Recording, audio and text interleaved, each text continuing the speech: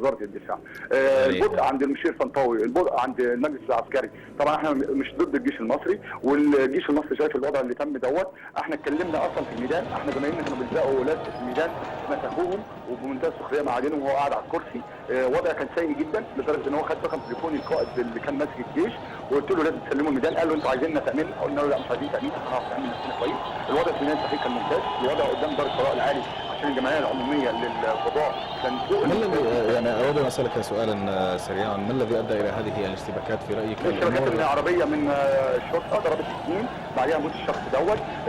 الرخامه اللي تمت من الشرطه طبعا هم بيستفزوا عشان احنا فوق راسكم واحنا تالتوا وكل اللي انت شايفه دوت ما فيهوش ضابط. كل هذه هناك من يقول ياسر بان يعني قوات الامن يعني من ائتلاف شباب الثوره بالشرقيه ومن الناس اللي عاملين فعاليات ورقنا كان جميل جدا معروف لا للمحكمات العسكريه، تطهير القضاء، استقلال القضاء، دوائر انتخابيه، مجلس رئاسي مدني ودوت ما طلبناش بيه بس احنا بنطالب بيه اصلا في الاساس.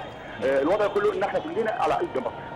حد يقول لي اللي بيحصل في جميع المحافظات في جمهوريه مصر العربيه من الموظفين مش عايزين يشتغلوا، الفساد في كل حته، الفساد في المحليات، الفساد في الري، الفساد في التعليم، الفساد في كل شيء وما عملوش اي حاجه. شكرا جزيلا. عملوا هدم لكل حاجه. نعم شكرا جزيلا ياسر الرفاعي على مداخلتك. عزة هلال الان من القاهره، اهلا بك يا عزة. اهلا بك. تفضلي. يعني انا حقيقه حزينه للي بيحصل، يعني مش عارفه. يعني انا النهارده كنت في التحرير. نعم.